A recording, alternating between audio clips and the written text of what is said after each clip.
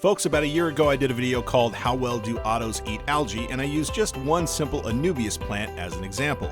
Think about this video as part 2 of that one. And I wanted to show how effective the use of Nerite snails and Otos are in taking care of algae and algae blooms and how they help me with this mess. That and an update on the Krib Fry grow out tank coming up.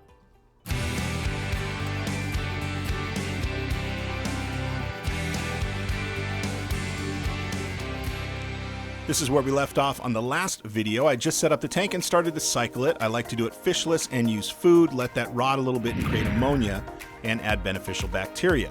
And I went through the proverbial battle of the blooms, common of newly set up tanks, but this time I had to hire some diatom destroyers to help me out. Now the first bloom was great. This is the beneficial bacterial bloom. You'll see your water get a little bit cloudy should this happen, and I used, from the good folks at Ecological Laboratories, Microlift Night Out 2. After the tank was cycled, I added my fry, and here is the brown diatom algae bloom that followed a week later. And there's nothing wrong with this. This is very common of newly set up tanks and a good sign that the tank is cycled. As soon as you start seeing a little algae in a newly set up tank, you can start adding fish slowly. Now I did see a little bit of algae, but after a few days, this is what I got. And there was no way I was going to be able to handle all of this on my own, especially the algae on the plants, so I had to hire a little bit of help. I did what I could to get the algae off the glass and around the corners of the tank. And this particular bloom might have been a little larger because this tank isn't very deep, and I do have a Phoenix 24/7 plus CC light on the top, so there's quite a bit of lighting coming down to the plants. Now once I cleaned as much as I could, I did a 50% water change on the tank and went down to my local fish store. I bought 3 Otos and started to drip acclimate those. They are wild caught, they are sensitive to acclimation, so I do always drip acclimate the Otos that I buy, and I also bought 4 Nerite snails. Now some will say it's a little overkill to drip acclimate Nerite snails, but I like to err on the side of caution, so I drip acclimated these guys as well. Now in the tank, the Otos were already starting to eat some of the algae that was left on the glass, settling in just fine after drip acclimating for 15 minutes. No problems with them there. After 15 minutes of acclimation, I started to put the Nerite snails in the tank, and folks, when you put Nerites in the tank, think about them as the turtles of the snail world. If they're on their backs, they have an extremely hard time turning over, so when you place these in your tank, make sure that you're placing them right side up so they've got their feet under them. And I should give the humble Nerite snails a plug here. They are one of my favorite snails in the aquarium hobby. They make a great cleaning crew, and I think every planted tank should have them as long as you don't have clown loaches or assassin snails, which will eat them. Once the Otos and the Nerites were comfortably in the tank, folks, it was just a matter of waiting as they went to work on this algae buffet that I had given them, and after 2 weeks, this is what the tank looked like. Almost all of the algae on the plant leaves are gone. Most of the algae on the glass is gone. Now at this point, there's still some algae on the driftwood and on the rocks on the bottom of the tank, and there always will be a little algae in this tank.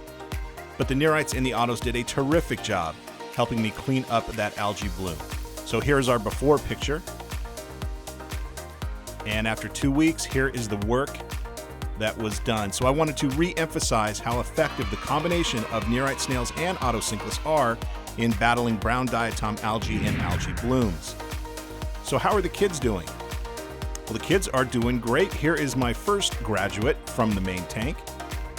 You can see him here on the left-hand side. He's the big guy in the middle on the left, and on the right is what he looks like today. He is finally starting to look like a Krib and is starting to get the personality to match. But I would also like to welcome you to the fraternity. This is Kappa Kribma Fry. Why? These are all males that are in this tank, and as my research suggested, if your water's pH is higher than 7 with Kribs, you'll have more male fry. If your pH is lower than 7, you'll have more female fry. My pH runs at 7.6, and sure enough, I have 5 males in this grow out tank. I do have 7 other fry in the main tank that are getting ready, when the time is right, to graduate to the grow out tank, but they are too young. I can't sex them quite yet. I don't know if they are males or females, or if I have 2 or 3 females out of that batch. We'll have to see. You'll also notice that 4 of the fry in this tank are about the same size. That's because they came out of the second batch of fry that Mom and Dad had. Whereas my first graduate was the only fry that made it from the first batch, but Mom and Dad on their first try only had about 11 or 12 fry, whereas on the second batch they had 50 or 60. But overall, the kids are doing great in the fraternity Kappa Kribma Fry. Big brother does like to chase his little brothers around, but there is plenty of room in the tank as of right now where they have enough room for themselves. So how are the fraternity plants doing? I did something a little bit different with my root tabs on this build using Nylog-G's Thrive tabs and Nylog-G's MTS capsules, about the same nutrients. But the Thrive tabs, which are nice and large, are great for covering large areas of the tank, and the MTS capsules are smaller and great for covering strategic areas and smaller areas of the tank. Here's the Starogani repens when it first went in, and here's where we're at now. Great growth. I had a big Thrive tab right under the Staro. Here's the Amazon sword apart in the back left-hand corner. The leaves grow more flattened and more out than up. Great for this tank as it's not very tall. And in the middle, this is the Crypt Undulata, which you can barely see in the original video, and here's where we're at there. I used MTS capsules on the Crypt Undulata, placing them strategically. And here's the HYGROPHILA Sunset in the back right-hand corner. This grew great. I love this plant, and it always has grown well for me. And the Micro Sword, my plant nemesis. Well, I'll keep trying. It's there, it's not really doing much. The Otos and Nerite snails are continuing to work, helping me with now just day-to-day maintenance and cleaning. But remember how effective the combination of Nerite snails and Otos can be to combat algae blooms and for general tank maintenance. Folks, please like, comment, and subscribe for future content. And as always, thanks for watching.